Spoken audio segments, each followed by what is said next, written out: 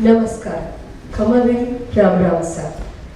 राजस्थान रंग रंगीला धोरारी धरती, केसरिया कुसुमल सा रंगारी धरती, मोरचंग संग अलगोजा रे तान री धरती, रणबांकुरा वीरा रे मान री धरती, जयगढ़ कुंभलगढ़ और गढ़ चित्तौड़ री धरती, घूंघट में जीती मर्यादा और पचरंगी पाग री धरती, गोगा तेजा और रामसा पीर री चोट जगाती धरती, माँ तन्नौट के मन से विश्व शांति रो नाद सुनाती धरती, समृद्ध साहित्य और भावासु भरी भाषा री धरती, खारा पानी री मीठी बोली सु हिबड़ा में भूख जगाती आ धरती, गणगौर तीज त्योहारा में गाती इतराती धरती, घूमर गींदड़ तेरा ताली संग चिरमी सु ताल मिलाती धरती, हाड़ोती मेवाड़ ढूंढाड़ और रंगीला मारवाड़ री धरती, ब्रह्मा जी संग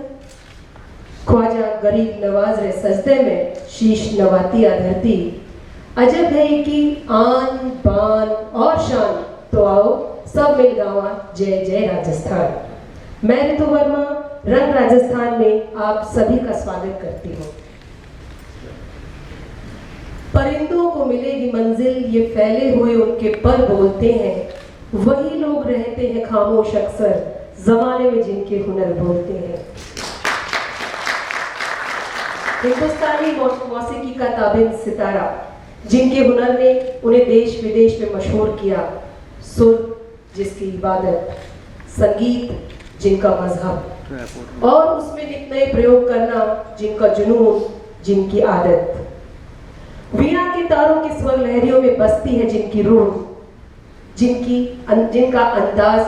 अंदाज में है एक कशिश, जो है रिवायतों के पाबंद और गीत संगीत के शहनाई, जिन्होंने सृजन किया इस अद्भुत वाद्य मोहन वीणा का और लिख दी अपनी सारी जिंदगी शास्त्रीय संगीत के नाम।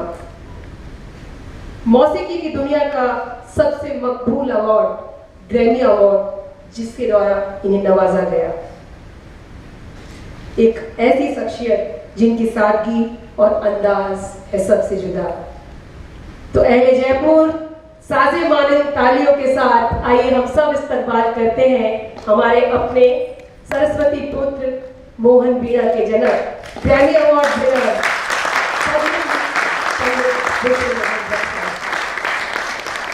बहुत बहुत स्वागत आपका। आज की इस वार्ता को शुरू करने से पहले मैं सबसे पहले आपसे ये जानना चाहूंगी, शायद बहुत कम लोगों को मालूम है कि पंडित जी का जो ताल्लुक है आंध्र प्रदेश के तेलंगाना से है, लेकिन राजस्थान में आपका आगमन कैसे हुआ? राजस्थान में करीब 300 साल पहले हमारी पीढ़ियाँ आई, फिर यहीं बस गई, क्योंकि हमारे पीढ़ियों में कुछ संगीतज्ञ थे, कुछ संस्कृत के पंडित थे, साहित्यकार थे, कलाकार और नृत्यकार। ये था मतलब पूरा इंटेलेक्चुअल जिसको बोलते हैं वो क्लन था। तो जब जयपुर बस रहा था उस टाइम पर मेरे ख्याल से जब कोई यहाँ के जो महाराजा थे उन्होंने एक अपना वो बनाया जिसको बोलते हैं, जैसे कि अकबर ने नवरत्न का वो बनाया था कॉन्सेप्ट, इसी तरह से यहाँ पे राजघराने में कुछ लोगों को उन्होंने इनवाइट किया था। तो तब हमारी शुरुआत यहाँ पे आना शुरू हुए थे हमारे, फिर उसके बाद में यहीं बस गए हम लोग। और चौड़े रास्ते में हमारी एक गली है जिसको भट्ट गली बोलते हैं, वो भी है, लेकिन अब वहाँ हम रहते नहीं हैं, अब हम सब इधर आ गए बाबू नगर में। तो वो भट्ट गली में हम लोग करीब 25-30 लोग एक साथ रहा करते थे पूरे परिवार में, और सब कुछ न कुछ आर्ट से संबंधित थे। तो इस तरह से वहाँ से हमारी उस तरह से माइग्रेशन हुआ एक तरह से, और फिर तब फिर अब राजस्थानी हो गए। क्या बात है।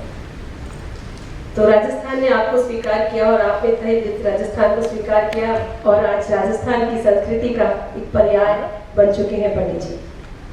ये जो अद्भुत वाद्य जो मोहन वीणा है, इसका जन्म कैसे हुआ? यह जो विचार आपके दिमाग में कैसे आया और ये कैसे अस्तित्व में आया? हमारे परिवार में शास्त्रीय संगीत विद्यमान था ही। मेरे पेरेंट्स भी और उनके भी सब बड़े भाई साहब शशि मोहन जी सितार, मंजू बहन सितार, कृष्ण मोहन जी सितार, महेंद्र जी वायलिन और रवि मोहन जी वायलिन, ये कलाकार हमारे यहाँ मौजूद थे। और मैं छोटा था जब सुनता था और देखता था कि ये क्या हो रहा है क्या नहीं हो रहा है। एक हेरिडिटी और एनवायरनमेंट दोनों का एक मिश्रण होता है, उससे मैं समझता हूँ कि एक जो डेवलपमेंट होता है उसमें बहुत फ़र्क पड़ता है। किसी भी कमरे से संगीत की ध्वनि आ रही हैं, जहाँ जाइए वहाँ अच्छी संगीत ही सुनाई दे रहा है, शास्त्रीय संगीत। और कुछ मेरे फादर के साथ उनके पास में सीखने आते थे कुछ विद्यार्थी, वो विद्यार्थी उतने अच्छे नहीं थे, तो फादर को बार बार वो रिपीट करके उनको बताना पड़ता था कंपोजिशन और तान, 100 बार बताना पड़ता था जब उनके दिमाग में बैठता था। तो मैं वो 100 बार सुनता था, तो मेरे दिमाग में बहुत जल्दी बैठने लगी सब चीज़ें, क्योंकि इतना रिपीटेशन होने लगा था। तो दैट रियली हेल्प्ड मी। और वहाँ से मेरा एक छोटेपन से मेरे दिमाग में मेलोडीज और राग और क्या कंपोजिशंस होते हैं, कैसे तान होती है, कैसे आलाप होती है, कौन से राग का क्या स्वरूप है, ये धीरे धीरे मुझे तालीम मिलने लगी। फिर मैंने वायलिन किया थोड़े दिन तक और फिर सितार किया। सितार इसलिए किया कि पंडित रविशंकर जी हमारे घर से बहुत कनेक्टेड थे। मेरे भाई साहब शशि मोहन जी पंडित रविशंकर जी के 57 में शिष्य बने जब मैं 7 साल का था, तो वो जुड़ाव था, तो मैंने सितार ही किया। लेकिन जब मैं 14-15 साल का हुआ तो एक बार एक जर्मनी से एक लड़की आई और वो गिटार लेके आई थी। वो फादर से कहा कि मैं म्यूज़िक सीखना चाहती हूँ, इंडियन म्यूज़िक गिटार पर। लड़की बड़ी खूबसूरत थी, मुझे अच्छा लगा, वो साज भी अच्छा लगा। I was rather attracted to both of them, the guitar and the girl. But later I chose guitar to modify and Indianize it. तो वो बॉडी, ये जो आप देख रहे हैं, ये गिटार की ही बॉडी है। वही 66 की बात होगी, 65-66 तब ये मैंने लिया था। ये तो खैर नया है, लेकिन इसी तरह का एक इंस्ट्रूमेंट लिया था। और उस पर जो तार होते हैं वो अलग तरह के होते हैं, आप जानते हैं गिटार में। तो ये मैंने यहाँ से तार उठाए उसको और इतना एक लेवल दिया उसको, क्योंकि ये जो हमारा जो वीणा है वो उसका रूप लेके आया मैं। विचित्र वीणा जो होता है उसमें इतने ऊंचे तार होते हैं और ये 2 उंगलियों से बजाया जाता है और एक थंब, ये 2-3 चीज़ें होती हैं राइट हैंड में। और लेफ्ट हैंड में ये स्टील रॉड रहती है जो मेरे पास में 66 से ही चली आ रही है। ये भी मैंने एक, जैसे ये सांकड़ होती है,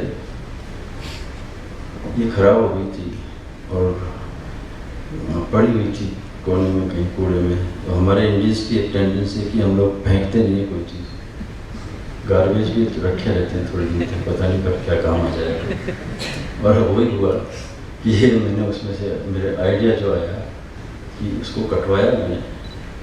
और फिर एक स्कूटर भी था मेरा वेस्पा, उसमें जो एक्सेल होता है वो भी पड़ा हुआ था, उससे भी मैंने बनवाया। तो इस तरह से ये मेरे पास स्टील की रॉड 66 से चलती आ रही है। और इसको मैंने इस तरह से पकड़ने का एक अंदाज बनाया।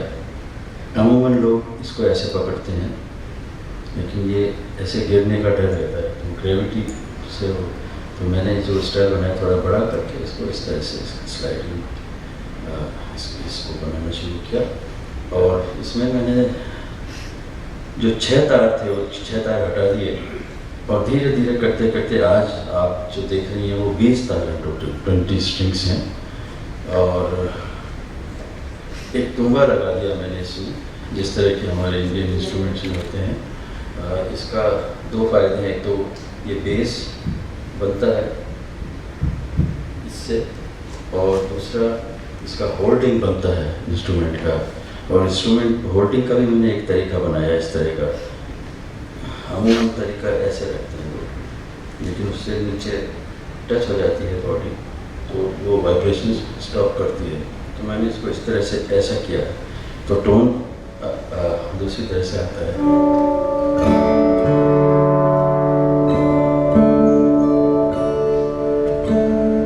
सात नंबर कम करते हैं।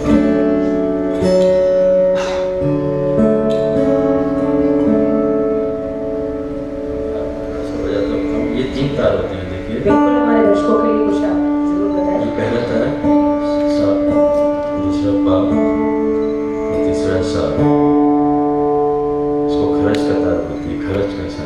3 तार होते हैं जो मेलोडी स्ट्रिंग्स हैं, और 5 तार इसमें है जो कि ड्रोन स्ट्रिंग्स बोलते हैं। वो एक झनकार पैदा करने का काम करते हैं।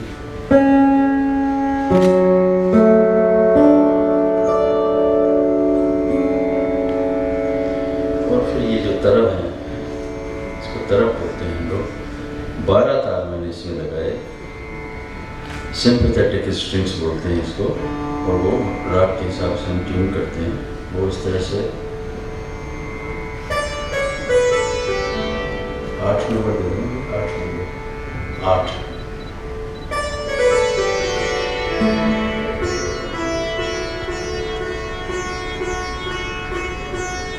आठ नंबर खोल दीजिए।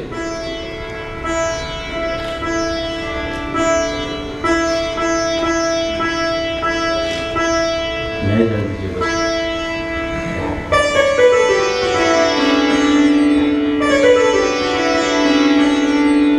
ये 12 तार इस तरह के होते हैं। तो ये किसी भी भारतीय शास्त्रीय संगीत के साज में ये देखे जाते हैं। इनका काम होता है कि जब हम मेन स्ट्रिंग्स पर कोई स्वर बजाते हैं तो ये वाइब्रेट करते हैं अपने आप, विदाउट स्ट्राइकिंग देम।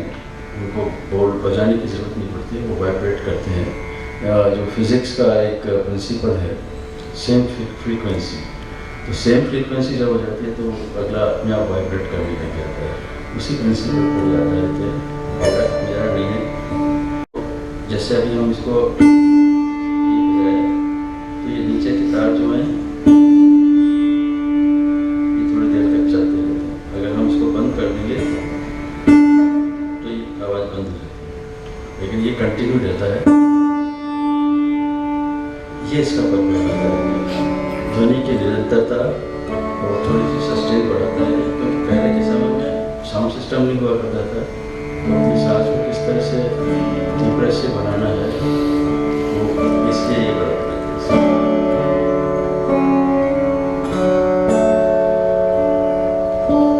अब इस पर ही जो रॉड है,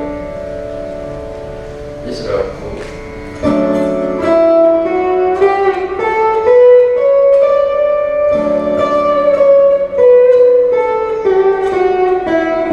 इस तरह से बजाया जाता है इसको, और इसमें मंत्र सत्ता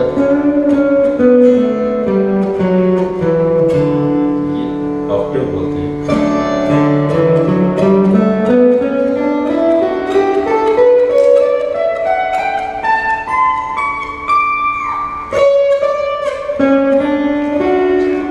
और इससे जो है इसकी जो मैं बताना चाहता था आपको ख़ास, वो है कि गायकी अंग।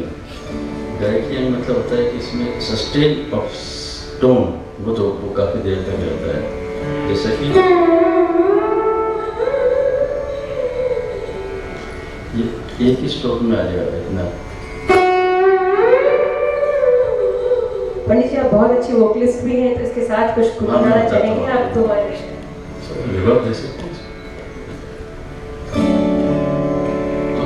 ये जो है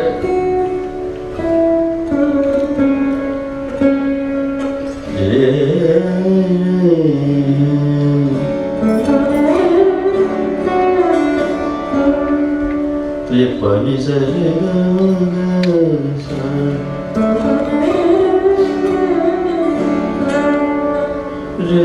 पा, ये मीट कहलाती है। मीट बिना तोड़े हुए स्वर को एक स्वर से दूसरे स्वर पर जाना रे पा पा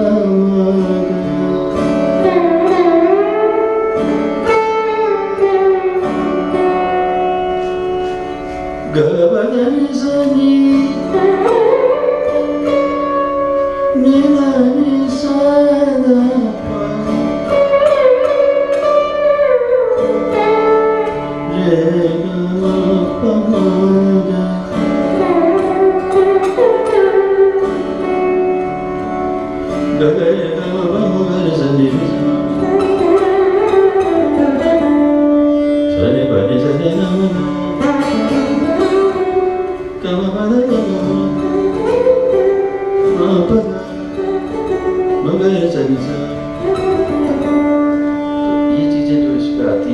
गायकी और तंत्रकारी को मिलाकर जो मैंने एक शैली बनाई, तो इसमें ये मीट का जो काम होता है वो हमारे शास्त्रीय संगीत में बहुत आवश्यक होता है।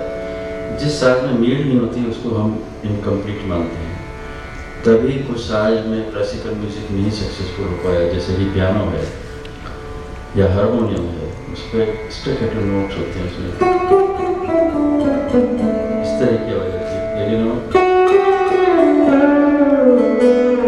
ये मिल गया सेम चीज, तो वो आवश्यक होती है।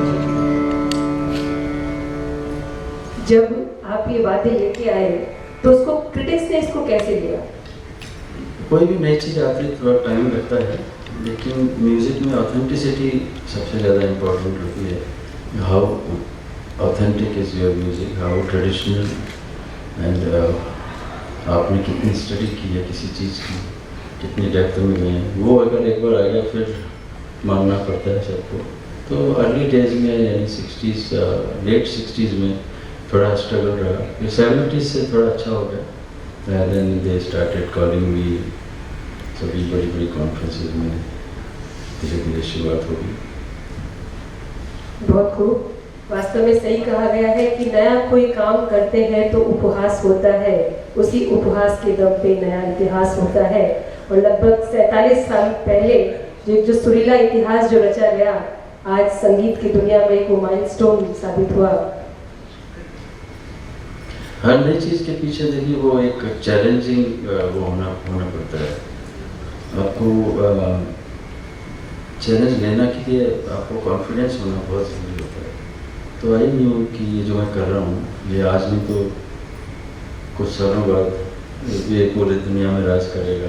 बिल्कुल, अभी भी कर रहा है, अभी भी सबका हर दिल अजीज है, ये बात है। खासकर मेरी मदर ने मुझे कह दिया था कि don't get disappointed at any point, ये ज़माना ऐसा ही है, लेकिन if you have determination you will rule this world after 25 years, she said me. So wait for 25 years, then you will rule this world. आपकी प्रथम गुरु आपकी मम्मी रही। जैसा कि अभी हमने सुना, हमें पता लगा कि आप इलेक्ट्रिक गिटार बजाया करते थे, तो और बहुत बजाया करते, तो कैसा वो दौर था? वो कॉलेज टाइम पे जब मैं स्टूडेंट था, स्कूल टाइम पे, तब वो वैसे, क्योंकि क्या होता था कि कॉलेज में क्लासिकल म्यूजिक को कोई समझता नहीं था। कोई भी फंक्शन होता था तो वो मुझसे कहते थे क्लासिकल नहीं, हमको तो आप कोई फिल्मी गाना सुना दीजिए। तो मैं 2-3 मिनट का ऐसे फिल्मी गाना सुना दिया करता था अपनी इलेक्ट्रिक गिटार। तो that was a short period, मैंने 70 में फिर मैंने स्टॉप किया था फिर क्लासिकल। आपने फिल्मों में भी बजाया? जी, मैं सबसे पहली फिल्म कौन सी रही आपकी जिसमें आपने बजाया? यूँ कह सकते हैं कि लगान पिक्चर में पहला था जिसमें ए आर रहमान ने मुझे बुलाया था। अगर आपने सुना हो तो गाना राधा कैसे न जले, उसमें मैंने बजाया है, और उसमें उसकी मदद की थी मैंने, ताने वगैरह, और उसमें जो मेरा खुद का बजाया हुआ भी है उसमें। फिर ए आर रहमान की एक साथिया पिक्चर आई थी, उसमें बैकग्राउंड भी काफ़ी मेरा म्यूजिक और गानों में भी है। और तमिल मूवी रूबर और थ्रियोड़ा उसमें भी किया। आदेश श्रीवास्तव ने भी बुलाया, पिलरी, विशाल भारद्वाज की एक मूवी थी इश्किया, जिसको इसके एक गाने पे नेशनल अवार्ड मिला था रेखा भारद्वाज को। उसमें मैंने मेरा सारा पूरा म्यूज़िक मतलब उसमें मैंने बजाया, उसमें इंट्रो भी बजाया, बीच में भी बजाया, एंड में भी बजाया। वो राग ललित पर आधारित है गाना। तो ये एक 95% में से 5% ये काम होता है, बाकी तो क्लासिकल ही रहता है। और वो फिल्म में हमारे लिए जाना मुश्किल ही है, क्योंकि जा सकते हैं। अभी मुझे सुभाष कई जी ने बुलाया था, अभी लास्ट वीक ही बुलाया था। उन्होंने मेरा एक लेक्चर डेमोन्स्ट्रेशन रखा था, तो कनेक्टेड हूँ काफ़ी इन लोगों से, सभी लोग अमिताभ जी हो गए, सब जानते हैं।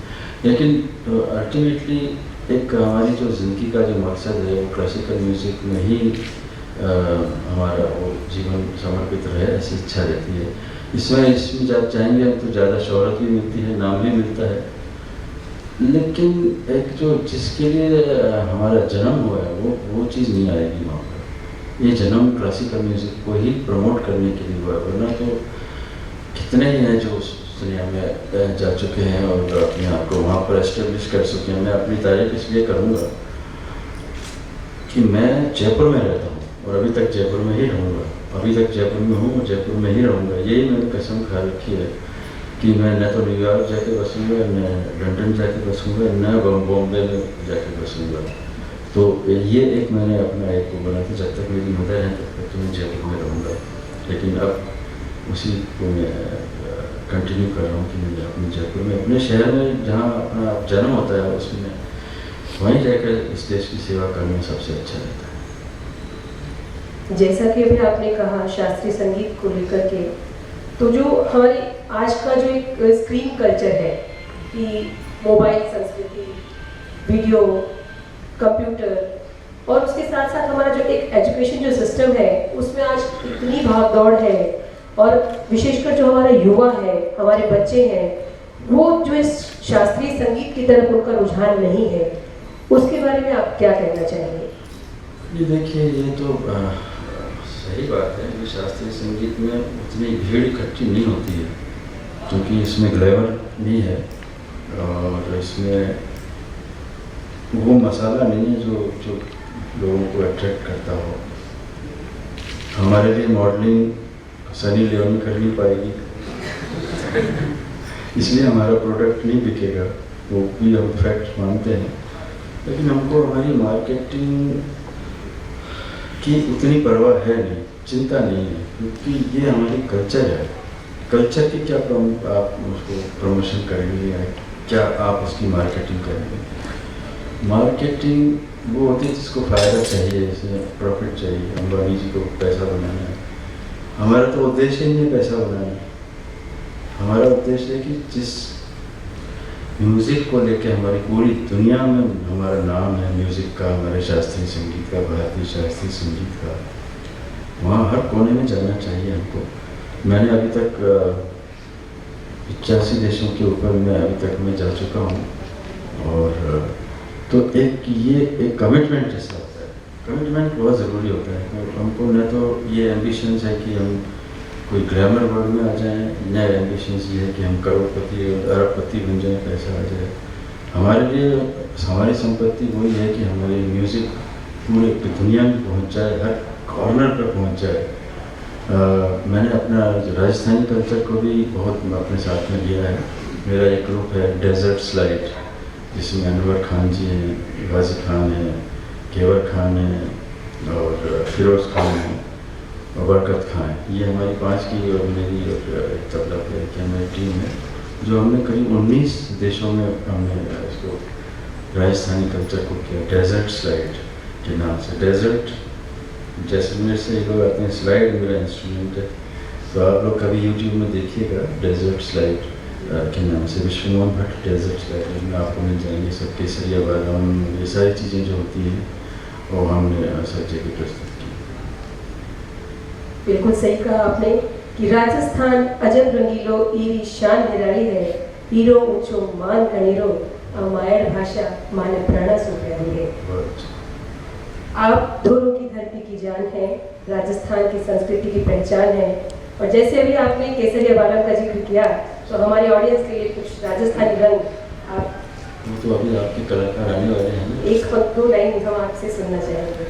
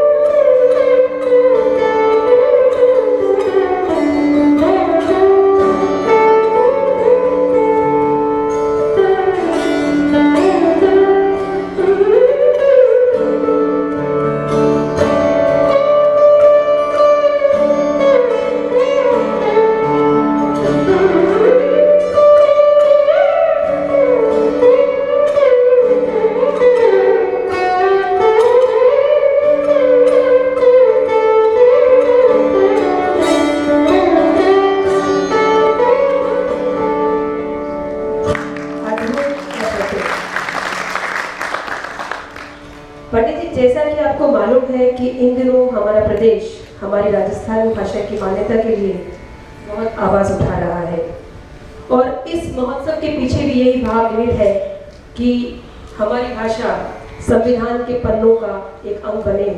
तो आप इसके बारे में क्या कहना चाहेंगे? नहीं, मैं स्ट्रांगली रिकमेंड करता हूँ, क्योंकि हमारा राजस्थान इस समय भारतवर्ष का सबसे बड़ा प्रदेश है और उसकी खुद की भाषा राजस्थानी, उसको उचित स्थान तो मिलना ही चाहिए। संविधान में इसका प्रावधान होना चाहिए, नहीं इसकी एडिशन होना चाहिए, क्योंकि ये बहुत बड़ा प्रदेश है इस समय और इसमें राजस्थानी भाषा हमारी पिछड़ गई है। इसके लिए बहुत ज़्यादा काम हुआ नहीं, तो ये होना ही चाहिए। इसकी मैं स्ट्रांगली इसको रिकमेंड करता हूँ और ये बहुत खुशी की बात है कि रंग राजस्थान ने ये भी बीड़ा उठाया है कि राजस्थानी भाषा को उचित स्थान प्राप्त हो। एक छोटा सा व्यक्तिगत प्रश्न कि पद्मा जी का आगमन आपके जीवन में कैसे हुआ?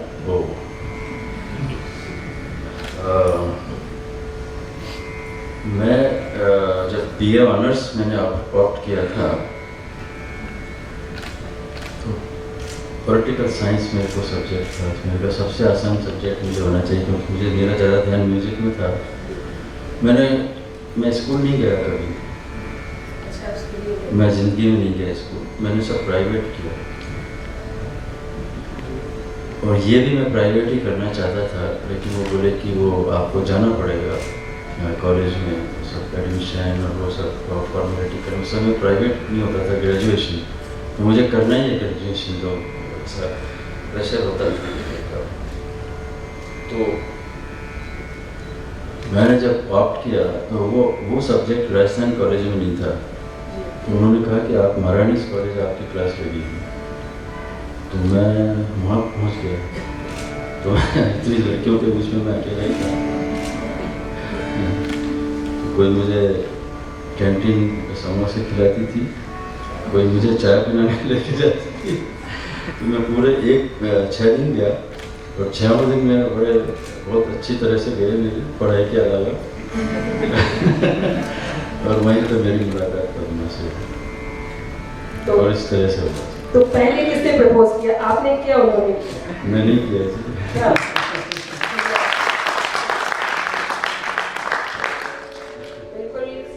लक्ष्मी स्वरूपा पद्मा जी जो आज तक आपके साथ हैं, आपका फैमिली सपोर्ट बहुत ही ज़बरदस्त है, बहुत ही खूबसूरत है।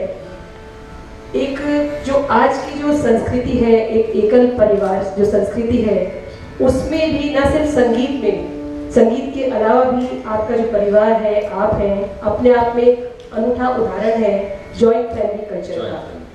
कि आज आपको शायद नहीं पता होगा कि 6 पीढ़ियां एक साथ एक आंगन में एक छत के नीचे रह रही हैं, तो आप थोड़ा सा उसके बारे में बताएंगे?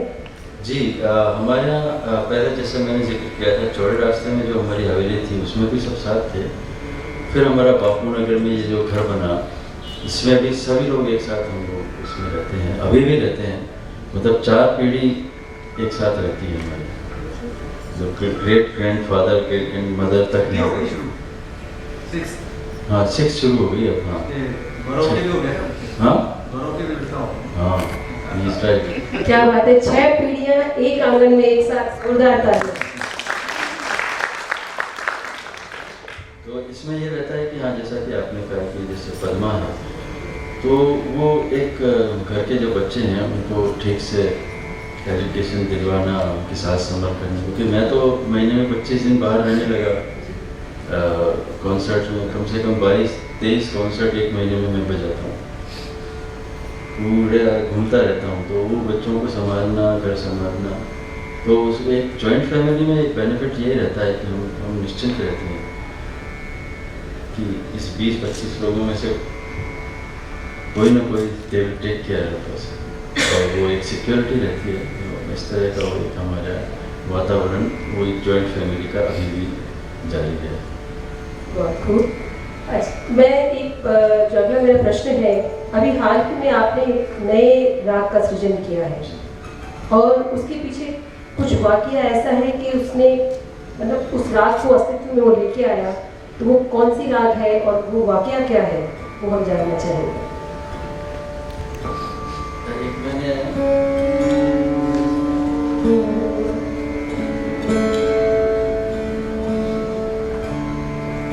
दो रागों को मिश्रण करके मैंने एक राग बनाया है।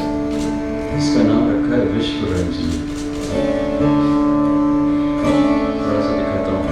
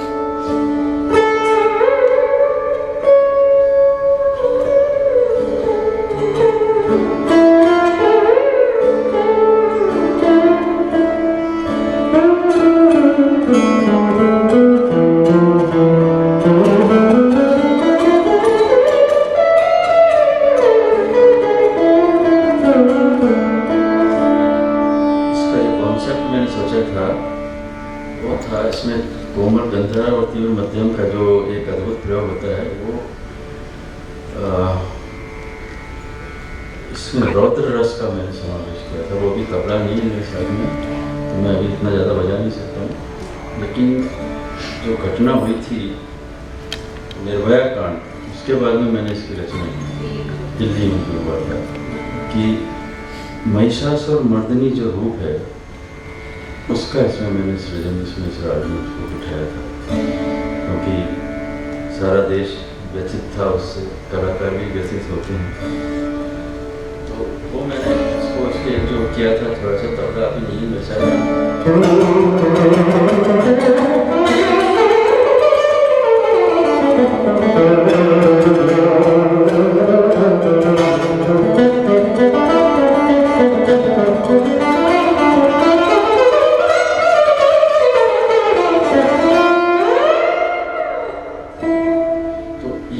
लाता हूँ मैं बीच में तबले के साथ में, जो रौद्र रूप को दर्शाता है।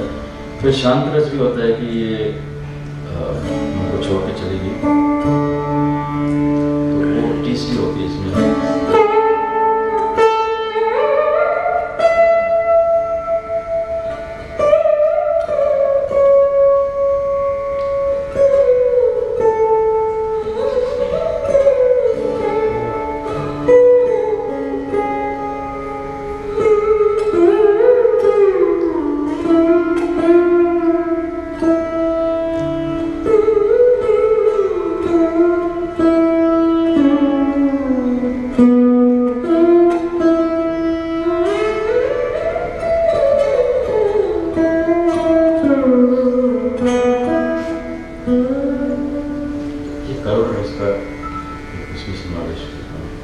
बिल्कुल सही कहा पंडित जी आपने कि एक आर्टिस्ट से बेहतर संवेदनाओं को ना कोई समझ सकता है और एक आर्टिस्ट से बेहतर न संवेदनाओं को कोई व्यक्त कर सकता है। मेरा अगला प्रश्न है कि जो आपकी ओरिजिनल मोहन वीणा थी, जो आपका सिग्नेचर, आपका कॉपीराइट, आपकी पहचान, आपने हाल ही में उसको दान कर दिया, तो वो क्यों, कहाँ और कैसे? एक्चुअली वो मैं वापस ले आया। मैं उसको मैं किसी इमोशनल उसमें मैंने दे दिया था, लेकिन मैं उसको कल वापस लेके आ गया हूँ और उसके बजाय उनको दूसरा दे दिया है, क्योंकि वो मेरे साथ में 28 साल तक जुड़ी हुई थी वीणा, और वो मुझे ग्रैमी भी ला के दिया, उसमें पद्मश्री भी, सारे अवार्ड्स उसकी वीणा पर ही मिले थे मुझे। तो वो मैं वापस ले आया हूँ, क्योंकि मेरा जो पुत्र था सलील, वो बहुत नाराज हो रहा था।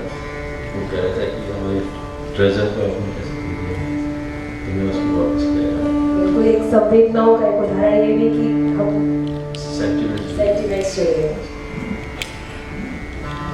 पंडित जी, मैं एक सवाल आपसे करना चाह रही हूँ कि अगर पंडित विश्व मोहन भट्ट संगीतज्ञ नहीं होते तो वो क्या होते? मैं शायद देशभक्त होता, भगत सिंह बनता शायद।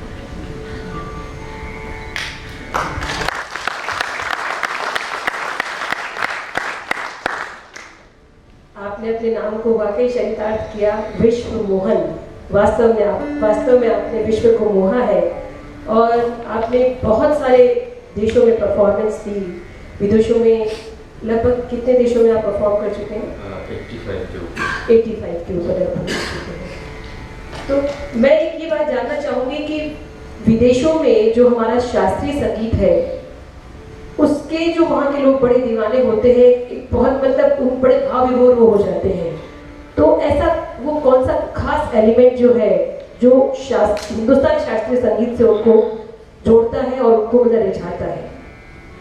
देखिए, हमारे शास्त्रीय संगीत में एक सबसे बड़ी विशेषता ये है कि ये ट्रेडिशनल म्यूजिक है। 5000 साल की पुरानी परंपरा कलाकारों के द्वारा अभी तक उसको मेंटेन किया जाता है। लेकिन साथ ही मैं ये कहूँगा कि ये पुराना संगीत नहीं है। अभी जो आप देख रहे हैं ये एकदम मॉडर्न और most developed form of music हम देखते हैं क्लासिकल म्यूज़िक के, क्योंकि इसमें कल्पनाएं जो होती हैं कलाकार की, नए नए कलाकार आते हैं और अपना अपना कंट्रीब्यूशन देते हैं। इससे ये थोड़ा एनरिच हो गया हमारी क्लासिकल म्यूज़िक की जो एक बन गई है जगह, वो thanks to few artist who are innovative. उन्होंने नए नए एक्सपेरिमेंट किए, अपने अपने स्टाइल निकाले, शैली बनाई और इसको परवान चढ़ाया परफेक्शन से। तो बाहर विदेशों में एक चीज़ उनको जो सबसे ज़्यादा अट्रैक्टिव लगती है वो ये लगती है कि एक तो हमारे नोटेशन नहीं है, कोई लिखा हुआ म्यूज़िक नहीं है, this is not written music. तो it is being improvised by the musician when they perform. That is a wonderful things for them कि वो कहते हैं कि 1 घंटे तक कैसे कर लेते हैं, 2 घंटे की कॉन्सर्ट हम बजाते हैं 2.5 घंटे, लेकिन without any preparation, without any rehearsal, this is not pre decided और प्री कंपोज्ड म्यूजिक। माहौल पे भी आधारित होता है कि माहौल और उसकी कंपोज हम उसी समय करते हैं और कंबाइन करते हैं तबला प्लेयर या जो भी हमारे अकम्पनिंग आर्टिस्ट। तो वेस्टर्न म्यूजिक में 3 कॉन्सेप्ट होते हैं, एक तो कंपोजर होता है, एक कंडक्टर होता है और एक परफॉर्मर होता है। तो हमारे यहाँ ये तीनों एक ही कलाकार में विधा रहनी पड़ती है। वो कंपोजर भी होता है, कंपोजिशन पहले दिमाग में आता है, फिर कंडक्ट करना कि उनको भी क्या बताना है क्या नहीं करना है, और फिर परफॉर्म करना उसको जो चीज़ है कल्पना, और वो ऑथेंटिसिटी के साथ में होती है, उस वक्त ताल में चलती है, उससे इधर उधर नहीं जा सकते, क्योंकि राग बंधन और ताल बंधन 2 बंधन होते हैं। लेकिन उन बंधन के बावजूद भी कलाकार अपना संसार रचता है और रंग भरता है उसमें। ये राग तो एक स्केल की तरह है कि सारे गा मा पा धा नि सा दे दिया। अब उस सारे गा मा पा धा नि सा में आप 1 घंटे तक क्या करेंगे? हाउ आप उसमें creativity, how will you keep them occupied, कि आप 1 घंटे तक उसमें करेंगे क्या? तो उसके पीछे बहुत मेहनत करनी पड़ती है, बहुत साधना करनी पड़ती है, बहुत लोगों का सुनना पड़ता है, शागिर्दी करनी पड़ती है, गुरु बनाना पड़ता है, रोज़ रोज़ नए एक्सपीरियंस लेने पड़ते हैं, और तो तब जाके ये परफेक्शन होता है कि आप 1 घंटे तक एक राग को कैसे कर सकते हैं। कि अगर मैं आपको 7 अल्फ़ाबेट्स दूँ और आपसे कहूँ कि कितने शब्द बना सकते हैं आप लोग, तो वैसा ही चैलेंज हमारे पास भी रहता है कि कितने परम्यूटेशन, कॉम्बिनेशन आप बना सकते हैं। जैसे आपके पास 5 स्वर हैं, कर सनि धनि सनि सनि धनि धनि सनि सनि ग रे सनि रे सनि ध रे सनि रे सनि धनि ध ग रे ग सनि रे सनि धनि ध रे सनि सनि सनि धनि ध सनि रे स ग रे ग सनि रे सनि ध ग रे सनि रे सनि धनि धनि धनि ध स धनि ध रे ध ग रे ग सनि रे धनि स रे ग धनि स रे धनि स रे धनि ध स नि रे सनि स। एक उदाहरण मैंने आपको दिया। ये 5 स्वर है। अभी 5 स्वर में आपने कितने कॉम्बिनेशन लिए? अभी आप कहेंगे कि इसको रिपीट कर दीजिए तो मैं रिपीट नहीं कर सकता। This was done only at the time while performing. अभी मैं रिपीट नहीं कर सकता ये चीज़। तो ये चीज़ उन लोगों को बहुत अजूबा लगती है कि ये कैसे कर लेते हैं, कैसे क्या कर लेते हैं, और कैसे उसको तबले के साथ, तबला प्लेयर जो हमारे साथ में कई बार फ्रेश तबला प्लेयर आता है जिसके साथ ज़िंदगी में कभी बजाया नहीं, ऑन द स्पॉट उसको साथ ही लेके चलते हैं। तो वो म्यूज़िक की लैंग्वेज है, वो भी समझदार जो होता है तबला प्लेयर, तो वो समझ जाता है कि क्या कैसे क्या करना है। तो हम लोग ऐसा नहीं होता है, हम लोग कहते हैं कि we are playing for the first time, तो वो कहते हैं कि this is unbelievable, how can you play for the first time on the stage, हम तो 1 महीने पहले से रिहर्सल शुरू करते हैं और फिर नोट्स होते सब हम तो रिहर्सल करते हैं, फिर डिसाइड करते हैं, फिर जाके कंबाइन करते हैं। आप लोग तो किसी भी अकम्पनीज को अपने साथ में जैसे पहली बार ले लिया और प्रोग्राम किया, तो that is a wonderful thing for them, जिसकी को बहुत अट्रैक्ट करती है चीज़। ये खूबसूरती है हमारे हिंदुस्तानी शास्त्रीय संगीत की। पंडित जी एक चीज बताएं, जो आजकल एक जो ट्रेंड आ गया है, एक फैशन, एक दौर जो रियलिटी शोज का, जी उससे जो हमारा शास्त्रीय संगीत है, हमारा संगीत है, हमारा आर्ट, हमारा कल्चर, उसको क्या क्षति हुई है या उसके बारे में आपकी क्या राय है, मैं आपसे जानना चाहूँगी। रियलिटी शो के लिए मैं ऐसा मानता हूँ कि क्षति तो नहीं मान सकता मैं इसको, इससे लाभ ही हुआ है क्योंकि नए टैलेंट को बहुत फायदा मिलता है, एक्सपोजर मिलता है। थोड़ा सा वो लोग ड्रामेटाइज करते हैं, वो सब टीआरपी रेट बढ़ाने के लिए वो सब पैकेज में आता है, आंसू लाना और सब फैमिली और सेंटीमेंट्स, और वो थोड़ा ड्रामा इन्होंने कर दिया है, लेकिन वो अल्टीमेटली कैंडिडेट का नाम जल्दी पहुंचता है सब जगह। मुझे बुलाया था सारेगामापा में, एक महाजज के रूप में बुलाया था, और उस समय जयपुर का मोहम्मद अमान मूवी एक कॉम्पिटिटर में था, और वो उनके ऊपर कमेंट बोलने के लिए मुझे बोला था कि आप क्या कमेंट करते हैं। हर कैंडिडेट के ऊपर मैंने कमेंट किया था और उसके ऊपर भी कमेंट किया था। मैंने कहा था कि मैंने तानसेन का गाना तो सुना नहीं, शायद ऐसा ही गाते होंगे वो, जिसको तो ये कमेंट पूरी दुनिया में दिखाया गया और उससे एक बहुत वजन मिला उसको कि कोई इतना बोल सकता है। तो एक ये है कि इससे पॉपुलैरिटी बढ़ी, सब जगह पॉपुलैरिटी होती है, कहीं उसका नाम चलता है। और मैं समझता हूँ सुर ताल किस संगीत में भी हो वो अच्छा ही है, चाहे वो बॉलीवुड ही क्यों ना हो, या कोई गज़ल क्यों ना हो, कोई राजस्थानी क्यों ना हो, कोई गीत क्यों ना हो, सब सुर ताल में है तो सब अच्छा है। संगीत की अपनी अलग भाषा होती है। जी। तो एक साधारण बालक विशु से असाधारण व्यक्तित्व पंडित विश्व मोहन भट्ट का जो एक ये जो सफर आपने तय किया, बहुत ही जिंदा दिली से इस सफर को तय किया। हालांकि आपने बहुत सारे इंटरव्यूज, बहुत सारे आपने मतलब लोगों ने आपके बारे में काफी कुछ जाना है, लेकिन शायद मुझे लगता है कुछ अनछुए अनकहे पहलू आज भी होंगे जो आज तक सर के सामने नहीं आए हैं। तो क्या इस सफर के कुछ वो एक्सपीरियंसेस आप हमसे शेयर करना चाहेंगे? पहली बात तो मैं अभी भी अपने आप को वैसा ही महसूस करता हूँ जो मैं था वर्षों पहले। मुझे नहीं लगता है कि मुझमें कोई चेंज आया है, एक्सेप्ट कि मेरे काले बाल से सफ़ेद बाल हो गए। बाकी ये अचीवमेंट्स तो देखिए जो भी होते हैं, अवार्ड्स होते हैं, तो एक आपको शाबाशी है, आपके पीठ पे थपकी होती है, एक यू गेट इट दैट कि what you are doing is good, so keep it on. तो एक वो भावना होती है कि जो भी कुछ अवार्ड आते हैं, चाहे मुझे ग्रैमी अवार्ड मिला जब 94 में, तब मुझे बड़ी खुशी हुई। और क्योंकि एक भारतीय को मिला, पंडित रविशंकर जी के बाद में मुझे ही मिला है, और अभी तक शास्त्रीय संगीत में किसी को नहीं मिला 94 के बाद में। अभी ए.आर. रहमान को मिला है, लेकिन वो अलग विधा है, उनकी पॉपुलर म्यूजिक मिला। तो जब मैं अवार्ड लेने गया था और स्टेज पे जब मेरा नाम अनाउंस हुआ, तो मुझे बड़ी खुशी इस बात की कि किसी इंडियन को रिकॉग्निशन मिला। और I was feeling like I am very proud of being Indian. और मैंने मेरी मदर को यहाँ पे जब फ़ोन किया तो मदर गॉट सो एक्साइटेड कि उनका ब्लड प्रेशर हाई हो गया, उनको हॉस्पिटल में भर्ती होना पड़ा था। तो that kind of excitement was there. और बड़ी एक अच्छी वो थी कि भाई वर्ल्ड का बड़ा अवार्ड मिला। लेकिन देखिए वही बात है कि एक मुझे इतना वो एक्साइटमेंट नहीं हुआ जितना अमूमन हो जाना चाहिए, क्योंकि मैंने लगा कि ये ठीक है, बहुत अच्छी बात है, लेकिन हमको सिर्फ अवार्ड के लिए तो काम करना नहीं है। एक दूसरा जो हमने जो जुनून है वो तो जुनून रहना चाहिए। पद्मश्री भी हुआ, संगीत नाटक अकेडमी अवार्ड हुआ, अभी हाल ही में भी आपको एक अभी एक ग्लोबल इंडियन म्यूजिक अवार्ड जिसको जीमा अवार्ड बोलते हैं, वो मुझे पहले भी मिला था 4 साल पहले, इस साल फिर से मिला है मुझे। तो ये साथी ये अंदाज ही आपको सबसे जुदा करता है।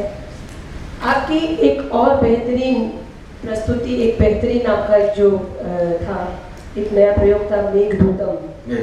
तो उसके बारे में शायद हमारे दर्शक नहीं जानते होंगे, तो वो अपने आप एक अनूठा प्रयोग था जिसमें स्वर दिए कविता कृष्णमूर्ति और हरिहरन साहब ने, उसके बारे में बताया।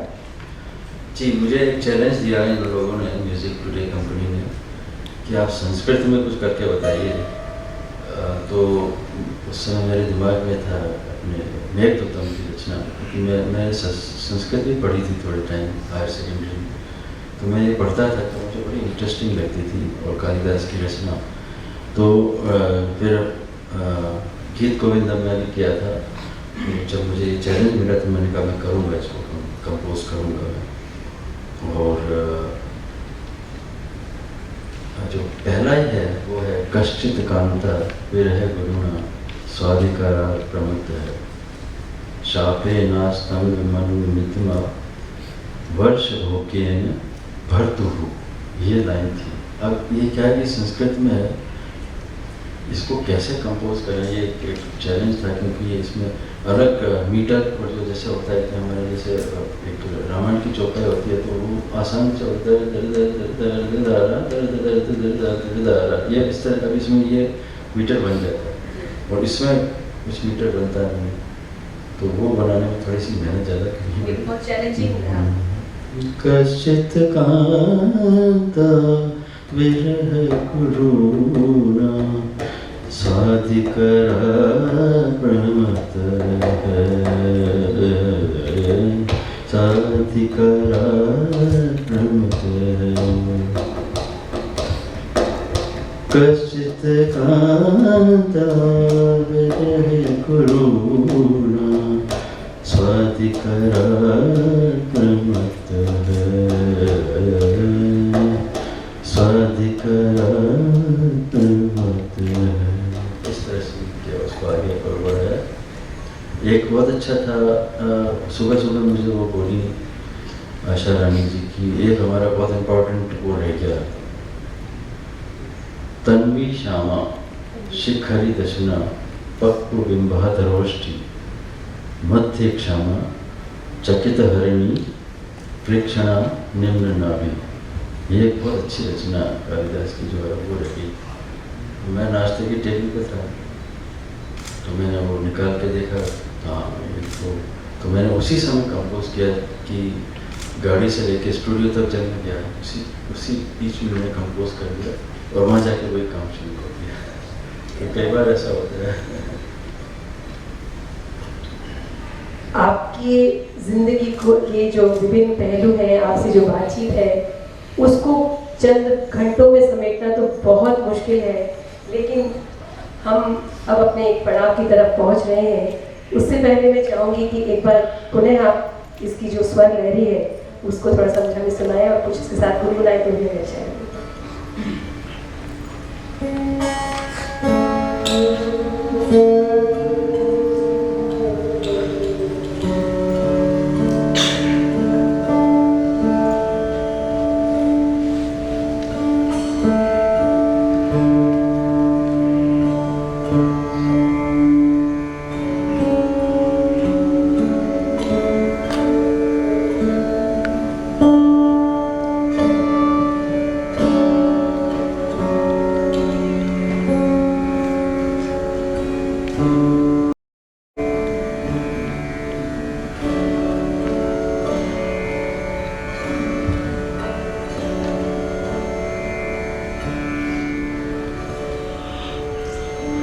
मैंने एक्सपेरिमेंट और किया है, इसमें आपको बताता हूँ।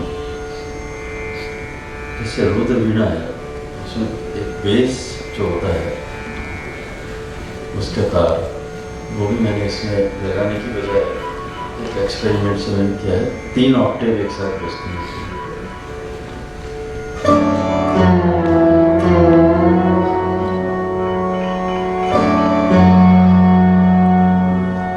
तो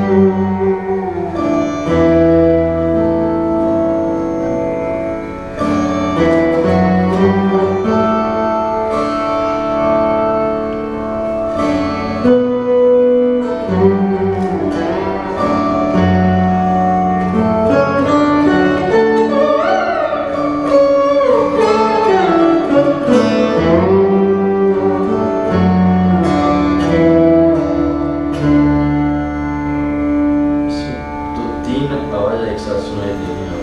अगर इसको मैं अकेला करूँगा, ये करूँगा तीन।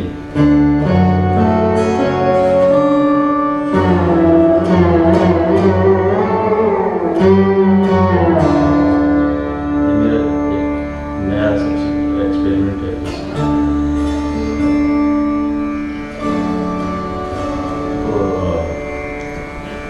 आप सबको एक गीत मेरे साथ गाना चाहिए। एक हमने एल्बम किया था मनीषा अग्रवाल जी के लिए। आओ जी पधारो परदेस रे, चलिए बताइए। आओ जी पधारो परदेस रे, आओ जी पधारो परदेस रे, आओ जी पधारो परदेस।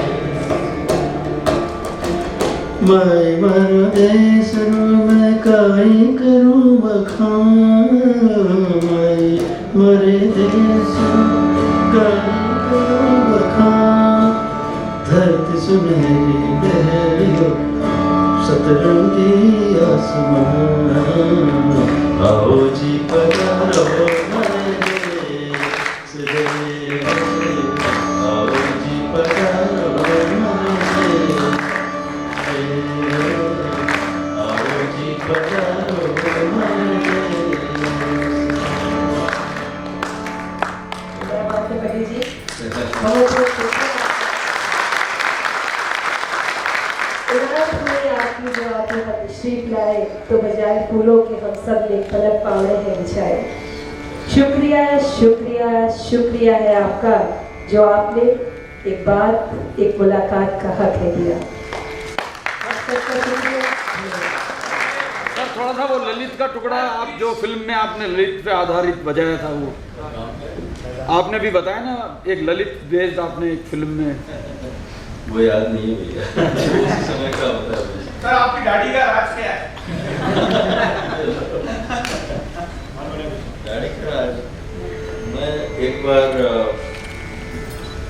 77 की बात होगी, हमारे अपने स्टेडियम में एक क्रिकेट मैच था, इसमें इमरान खान और ये सब गावस्कर जी और ये सब आए हुए थे। तो मैं क्रिकेट को बहुत पसंद करता था, एक बड़ा क्रेज था उस टाइम पे।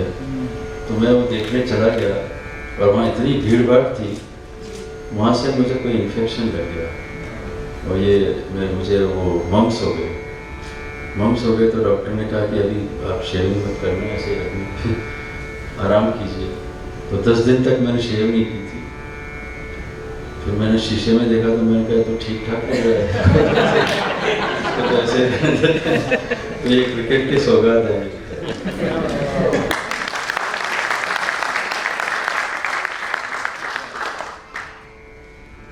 और कुछ हो आपको? साहब को जो सबसे प्रिय हो राग, वो उसका एक टुकड़ा सुना दे सर, कुछ तो सुनाए। वो मेरे साथ अकम्पनीमेंट नहीं है, इसलिए मैं ज़्यादा सिर्फ डेमोन्स्ट्रेशन के लिए पर्पस से मैं लेके आया। साल भर में तो मैं तबला प्लेयर होता रेगुलर, तो वो ज़्यादा अच्छा लगता। फिर कभी जरूर, फिर कभी ऐसा लम्हा होगा कि हम आपके साथ में कपड़े लेके बैठेंगे तो जरूर आपकी राग को और सुनेंगे। और कोई सवाल कुछ पूछना हो किसी को? सर एक सवाल है, जैसे सर आपने बताया था 15 मैम के साथ आपने फर्स्ट टाइम प्रपोज किया था। हाँ, अच्छा, अरे फिर से प्रश्न रखे। तो सर जैसा कि अक्सर होता है गाँव में, वो प्रॉब्लम्स आपने फेस करी थी उस समय? भैया ये तो सबसे पहली चीज है। वो प्यार के साथ तो कहते हैं, प्यार के साथ तो प्रॉब्लम तो पैकेज में आती है भैया। तो तैयारी रहना चाहिए हमको।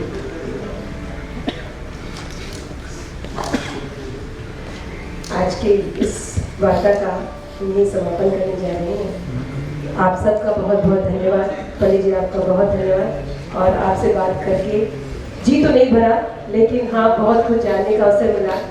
वापस फिर मैं रंग राजस्थान का धन्यवाद देना चाहूँगी कि उन्होंने इतना सुंदर एक जो ये संवाद का जो आयोजन किया, उसके लिए जो युवा टीम है, क्योंकि रंग राजस्थान में जो युवा टीम है इसमें कोई बहुत ही बड़े लोग नहीं हैं, लेकिन इन्होंने जो एक बीड़ा उठाया और आपने जो इनको आशीष दी और इनको आगे बढ़ने के लिए जो इतना सहयोग दिया और अपना मार्गदर्शन दिया, उसके लिए ये युवा जो टीम है ये भी बहुत साधुवाद की आग रखती है। इनके लिए भी एक जोरदार तालियां हो जाएगी।